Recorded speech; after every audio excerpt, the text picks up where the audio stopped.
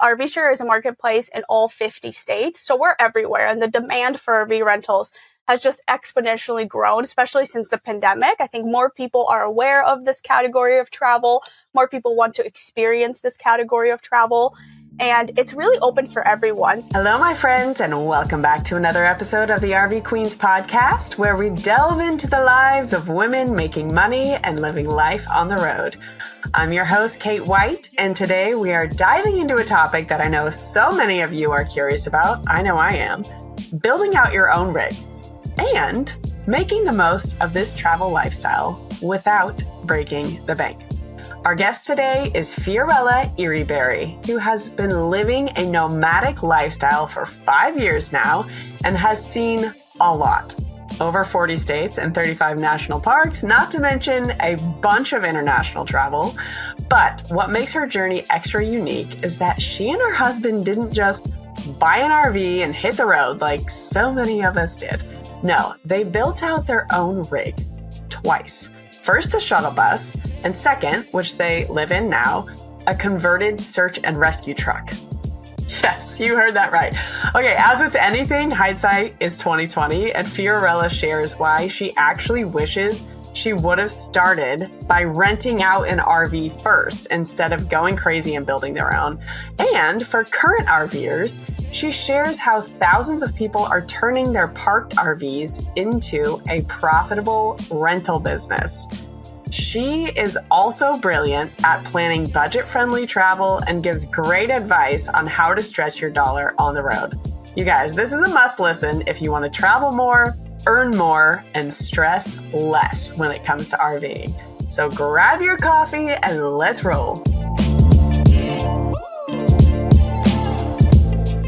Fiorella, welcome to the RV Queens podcast. Where in the world are you this week? Thank you for having me. This is very exciting to be here with you today, but I am right outside of Yuma, Arizona, so like southwest corner of the state. Oh, beautiful. Are you there for the season, the winter season, or are you just passing through? In this particular area, kind of passing through, we're making our way to California, but we are very much snowbirds, so we spend most of our winter down here, either in southwest Arizona or New Mexico, California, so kind of moving around that area. Love it.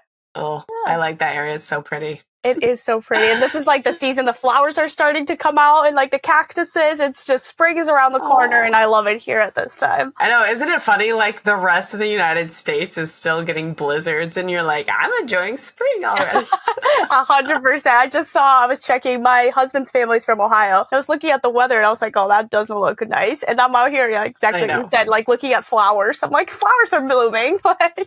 That's why we like this lifestyle. That's 100%. Right. 100%.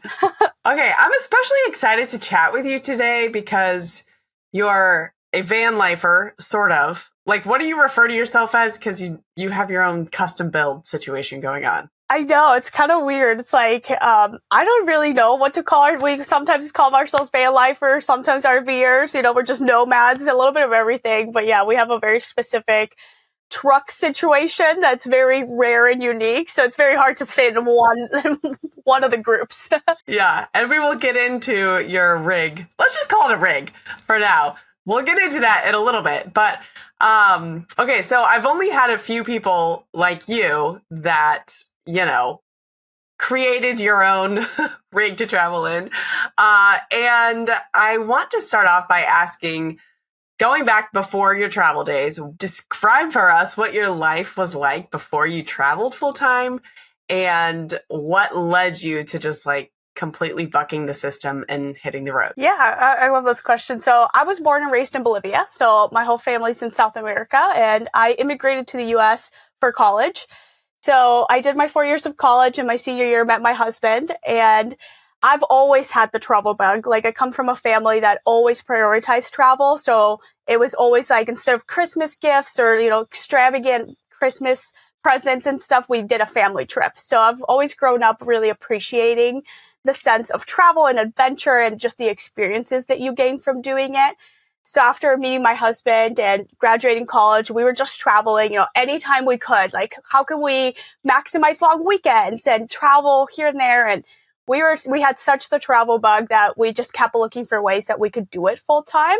And that's kind of how we stumbled into the RV life and just all of it. And it was a very foreign concept for me. RVs are not a thing in South America. So it took me a little bit to get around to like, wait, how do we do this? Like, how does this work? But we quickly just like, we're like, you know what? Like, why not? We're young and we could always come back and get the job back if it doesn't work out, but why not try? And so fresh out of college, like 2 years out of college, and just like with this deep craving to just keep doing it as much as we could. We had traveled a little bit already. So we're like, let's just keep going and see how far we can go before like our luck runs out. And we're here 5 years later and just loving every minute of it and with no plans to stop. Oh, I love that. I always look back. I've been married like 13 years now, almost 14. And I wish we would have been as brave and adventurous as you guys are. So I love seeing newlyweds that are just out there on the adventure. And you and your husband, Zach, started in a bus and then you converted a search and rescue truck, which is like totally wild. And you made it extremely cute. Like you're sitting in it right now. If anyone's watching on YouTube, look at this cute coziness back here. It's amazing. I'm always amazed at people who build their own rig instead of us yuppies, you know, that just buy one from the RV dealer. So I have to ask, how did you know what you were doing when you built out your rig? And do you recommend doing your own build to other people? We kind of just jumped right in. So we kind of did it more because at that time, the RV like price tag was too much for us.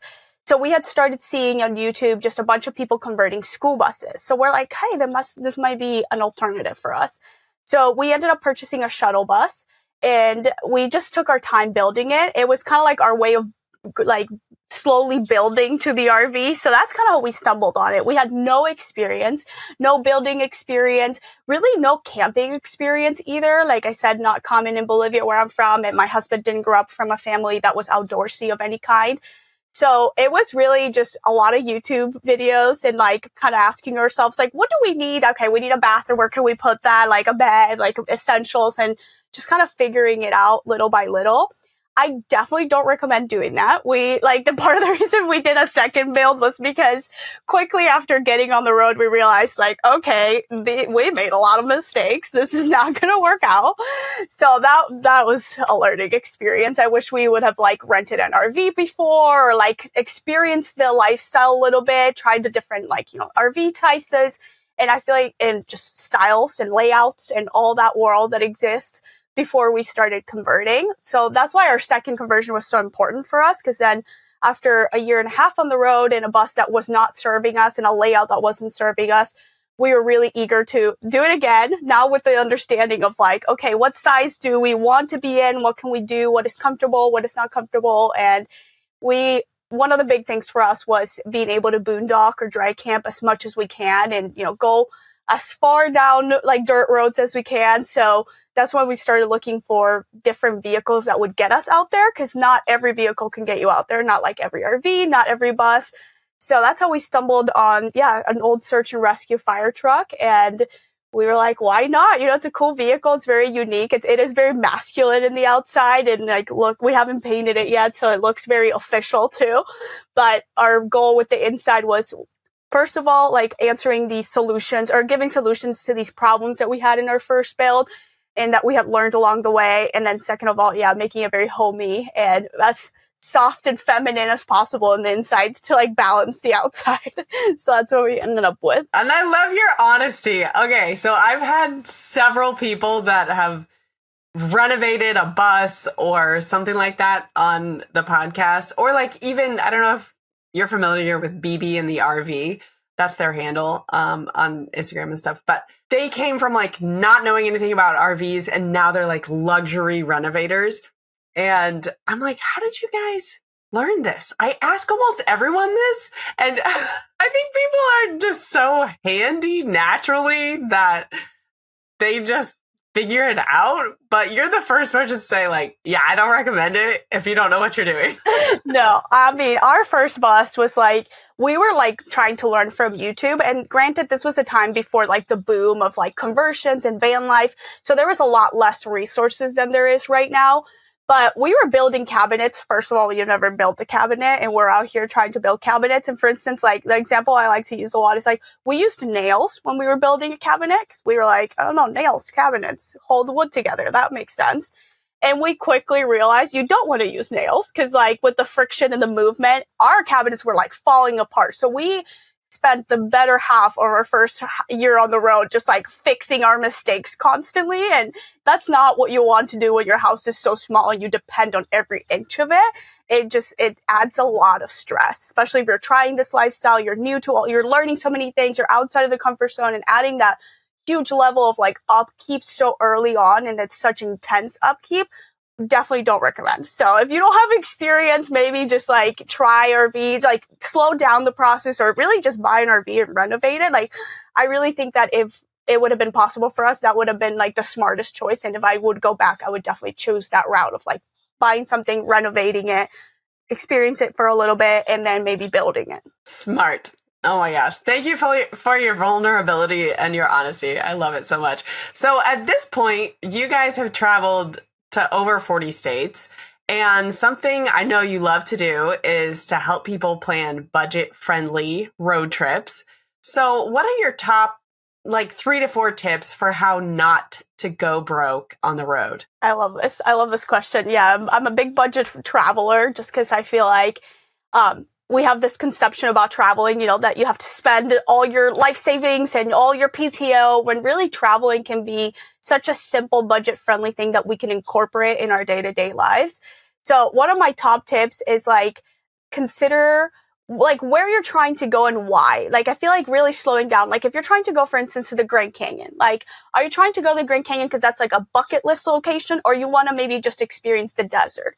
If it's a bucket list location, then consider like different types of accommodations. So example, like RV rentals, like an RV rental can be your car rental and your hotel rental all in one, especially if you're flying in. The Grand Canyon or a lot of our national parks are in very remote locations. So they're all going to really take a car rental, a hotel, a flight, like those kind of things really start adding up. So trying to like look at your expenses. Where can you join expenses or split expenses?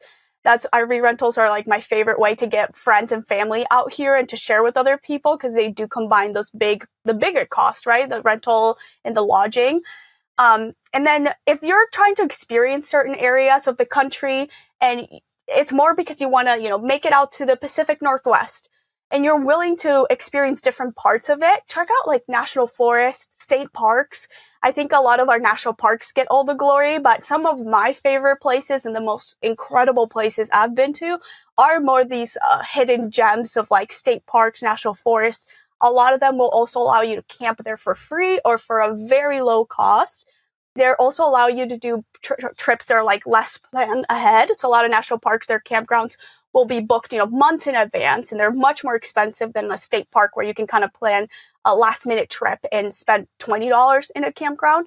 So just really looking outside of that specific like thing that the internet maybe told you to go, and like trying to plan outside of that scope, trying to plan locally too. I feel like we don't realize in the States, there's beautiful areas just 2 to 3 hours away from us anywhere in the country. It takes a little bit more looking up, but if you're willing to take that little extra step of preparation, you can save a lot of money, travel more, just like what I think a lot of people are trying to do, and just experience like different things. And I think some of my favorite locations for sure are like the ones where there's not this big hype around it. It's like kind of like you stumble upon it and it's just less people, more budget friendly, and it just feels like you get to have this more intimate experience with the location. I love it. So it sounds like number one, try to figure out how to combine a couple of the big expenses if you can. I think that's brilliant. If you can combine your hotel and your car rental into one by renting an RV, very smart. And then look outside the big, bucket listy, touristy locations and see what other natural beauty is in that area. I love it. My husband and I were talking earlier today about this state park in Indiana, which is like, honestly, not my favorite state. I don't know many people love Indiana in particular, but there's a state park called Turkey Run. And we only spent we were like passing through, like just spent one night there, and it completely shocked us because there's like this little, there's a lot of hiking trails through these caverns, and it's like a very cheap, unassuming campground, like maybe full hookups every, like in a small section of the campground. It's not glamorous at all, but the hikes around there are mind blowing. And I would never have expected that. I would have never known that about this area if we wouldn't have like branched out into, you know, a little state park in the middle of Indiana. Exactly. Yeah, those are my favorite stories too, like of places you kind of end up with, or like even if you're broader in your search. So like Wyoming is a state that I really like to give example of because west Wyoming gets all the glory, like Grand Teton, Yellowstone, and southwest Wyoming is my favorite. And I would even argue some of the hikes and the views down there are better than the Grand Tetons. And there's no crowds. The towns are very affordable. You're not paying like that travel tax of like Jackson or these like very small towns outside of national parks that kind of get that little extra in there. And that's a big state that I like to point out because there's so much more and that happens everywhere. So you're probably planning out your travels for the rest of the year. And if you're heading out west, I hope that Bryce Canyon is on your must-see list. It's one of our family's favorite national parks. I recommend staying at Bryce Canyon RV Resort, which is a short drive from the park entrance, has incredible views, full hookups, and all the family-friendly amenities you're looking for. Bryce Canyon RV Resort is an Our Journey campground, so you know it's going to be clean and safe. Click the link in the show notes to book now and start your journey with Our Journey. You're also passionate about introducing people to the world of RV travel through RV rentals, which you've already brought up in this conversation. I love it. How did you get into that? I think for me, the experience comes from, like I mentioned before, like we kind of jumped into this lifestyle and then it felt like, wait, like we're missing something. I feel like I had that feeling when we were building the bus and then once we took off, I was like, we're missing something here. Like I'm missing something. And that's when I really discovered the world of like RV life. I was like, wait, there's so many different types of RVs, makes, models. There's so many different types of ways to do RV life. People doing it part-time, full-time, seasonally, all this stuff. And when I kind of discovered this world and at the same time we were on the road and we had friends and family, like seeing where we were going, being like, wait, this is incredible. Like I want to go there. How do I go there? How do I get there? And I started looking at the map and sharing some locations with friends and family. I was like, wait, these towns are in the middle of nowhere. Like, it's a trek to get out here, right? So it's like, how can you actually make these locations accessible? That's kind of how I ended up in the world of RV rentals. We've had my parents from Bolivia come to the States and we've gotten them RVs and taken them on road trips. And it's been the most incredible experience to share this lifestyle. I think everybody is so like excited about the road trip aspect, but then you have your house. Once you start getting to taste the RV life, as you probably know, it is so hard to like want to travel differently when you have your whole house, your accommodation. Like it just becomes a travel style that makes so much sense for so many people, especially people that are like trying to do the outdoor things like hiking and experiencing national parks and getting out there and disconnected. So through this world, I ended up getting to know RV Share. So that's an RV rental company. It's a peer-to-peer marketplace. And I started there as an intern, just with this passion of getting more people to know this lifestyle and try it out. And I had used the service myself, and I was just I'm so passionate about this world and getting people to experience it. And yeah, I've been with Yriberry for a few years trying to get more people to experience RV rentals. Looking back, I mean, we were kind of like you. We didn't build our own rig from the start, but my husband and I had no idea about RVing or RVs before we just bought one and hit the road.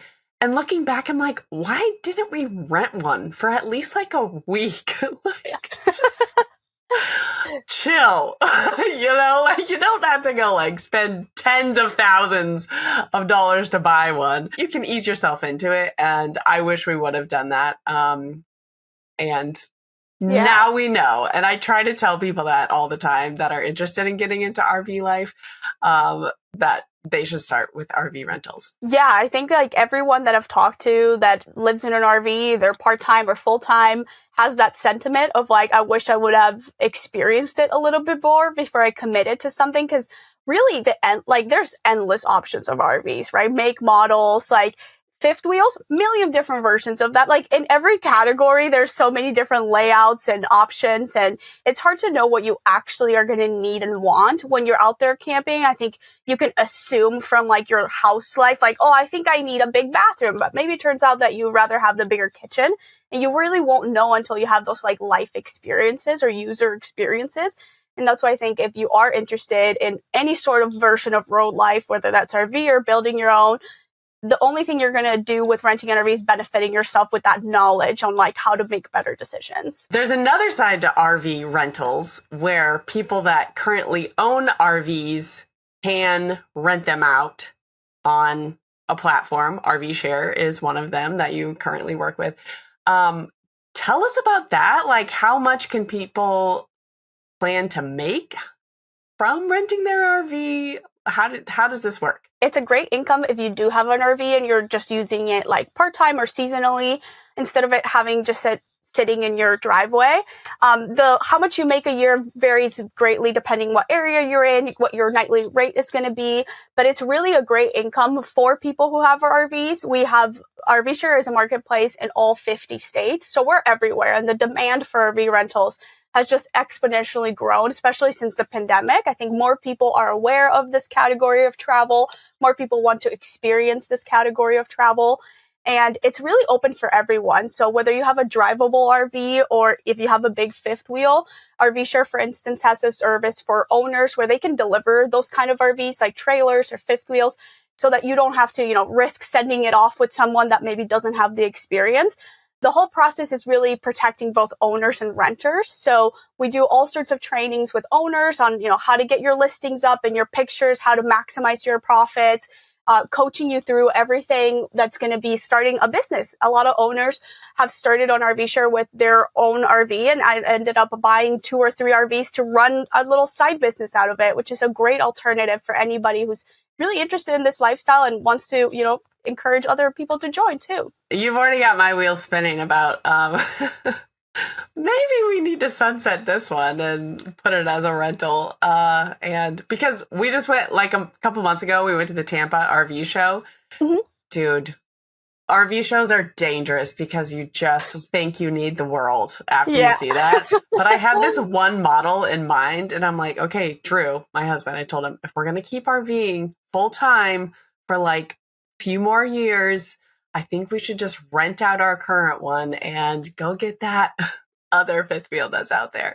Yeah. Okay. I think also our needs change, right? As travelers, I think you start doing this full time and your needs start changing. Like maybe you want more space. Maybe you're okay with less space. Right. So also like it gives you that flexibility too. Switching topics just a little bit here. You have written that unplugging and RVing has changed your life. Why do you think that RVing is better than other forms of travel? Yeah, I love this question. So I've done a little bit of every style of travel out there. So I've backpacked, I've done cruise around the world. I've done a little bit of everything. But I think RVing for me has become so my preferred way of traveling because it is really incorporating the excitement of travel with like the good feelings of having a home base and your routine and access to food and cooking it the way you want it to. So it really merged 2 important worlds for me, and I think it does for a lot of people. It allows you to see different places and move while having this like ability to have this routine and your things with you and not having to do this exhausting game of like airport and packing and unpacking and going somewhere else. And that became really exhausting for me, like as I started doing it more. And RV solves that, right? Like you can go to different places, have all your things with you, and it allows you to also slow down a little bit from like, I think, regular travel. You can spend a lot of time in one place and it's the same whether you're moving or not. And it just gives you the flexibility of however you want to travel. Sometimes we move a lot. Sometimes we stay in the same place for a long time. And you can't really do that with other forms of travel without extensive planning. So even that, it just opens up your flexibility on how and when you want to travel. I totally agree, 100%. And when you were talking about taking your home with you and like having your things the way you like them, the first thing that came to my mind was our coffee setup. Like every time we leave and decide to take like a little vacation even from our RV life, we pack up the suitcase. I I still pack up like the little coffee powders and my whole like, setup that I like to have for my coffee. And it's like it's funny because now traditional travel feels like such a hassle, even though like our life is traveling full time. Like it's the perfect blend of the two worlds. You have a home base that you travel with and you have all your stuff and all your things, how you like them, but you also get to experience like the whole world if you want to, you know? Oh, absolutely. Totally Yeah, agree with you. Yeah. Especially nowadays with like air travel being so crazy, like airports and everything, it's just exhausting. I feel like you come back from some of those vacations and you're like, you know, the saying, like, I need a vacation from my vacation. Like, I feel like Yes. traveling was feeling like that for me. And RV travel has never felt like that. Like, I've never felt like, oh, okay, this is exhausting. I need to take a travel out of this. Like, whereas other ones have definitely gotten to that point. I am loving this conversation, Fiorella. Okay, go ahead and share with everyone where they can connect with you online, and then I will ask you my last couple questions. Yeah, absolutely. So my adventures are online as Growing Slow and Wild.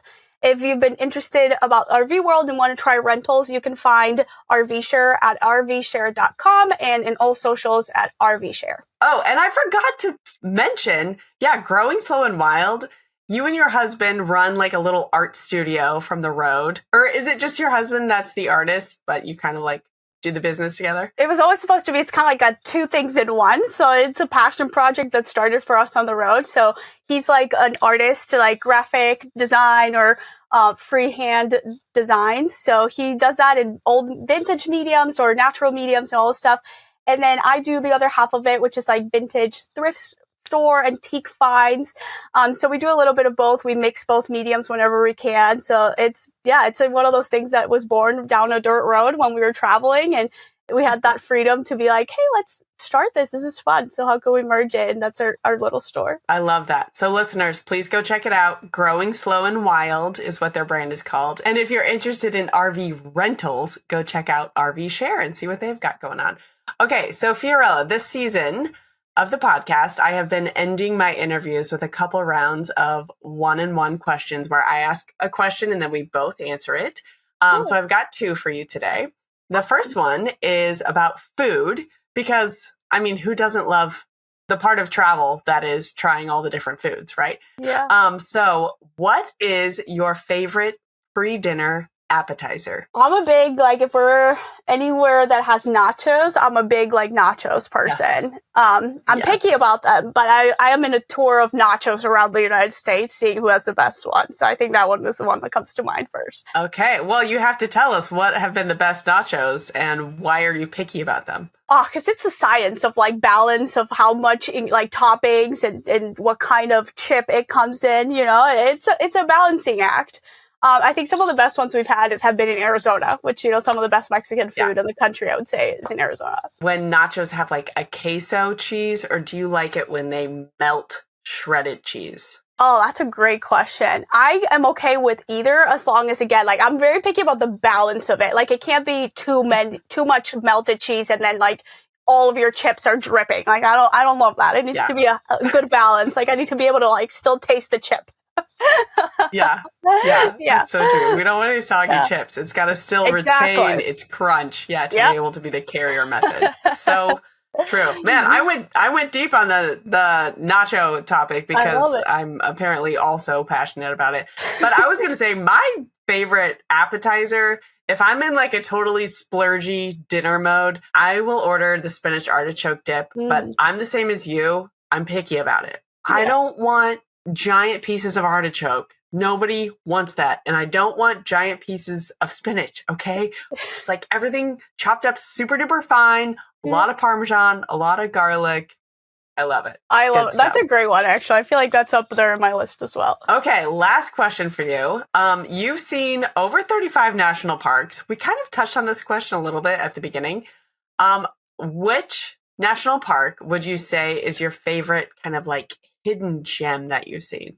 And also, because I know you like going outside the box, if you have a non-national park that you want to talk about, that's okay too. I do have a national park that we discovered last year that's Great Basin National Park, and that's in Nevada. It's a corner of Nevada that's very unexplored, like the northeast side of it. And that national park has incredible like alpine lakes in Nevada, which is crazy. And then caves. It's so diverse. And that's probably one of my favorite national parks in general, just because I do love like it truly feels like a hidden gem out there. And the location is great. And yeah, that's a big one that's up there on my list. Okay. I like it. I would say the little hidden gem national park that I like the most is Bryce Canyon. We saw it when we were going through southern Utah, and there's so much to see in southern Utah, and we almost didn't stop at Bryce Canyon because it was like we were going to go see Zion and Grand Canyon, and we had just come from Salt Lake City, and then there's like so much to see around there. I'm so glad we stopped at Bryce Canyon because it's, first of all, there's camping like right outside the national park. It doesn't take like 45 minutes or an hour to get into the park. You can just like, bam, you're right there and see the canyon. And then also it doesn't have a bunch of like big, annoying touristy stuff built up around it. It's like, it feels cozy and quaint, and it's a beautiful area. The canyon is amazing. It has great hikes, but it doesn't feel overwhelming. I know. That's one of my favorite parks ever too. That's up there. That's an incredible park. So I agree with everything you said. Good stuff. I'm glad you like it, because if you didn't. No, it's one of my favorites. I love it. Right. It does get, I feel like hidden behind like Zion and Grand Canyon. It's like sandwiched between two big ones, but that one's a great one. I know. There's so much to see in that area. You could just spend months and months in that one state. Yeah. That's so true. Yeah. All righty. Well, that is a wrap. Thank you for being on the show today, Fiorella. I really enjoyed this conversation and even just getting to know you. No, thank you for having me. I loved it. I loved every minute of it. So I'm excited. It was my pleasure. All righty. I will see you on the road. Thank you so much for tuning in to today's episode and for being part of the RV Queens community. Remember to hit subscribe on whatever platform you're listening on. And guess what? You can have conversations like I had on this episode with your fellow RV women who are living intentionally and making money on the road. Head to rvqueenspodcast.com/community to join RV Queen Circles today. It's a totally unique online space with a shared prosperity model that's all about community over competition. I'd love to have you be a part. All right, guys, I'll see you next week, or hopefully I will see you on the road. Chill.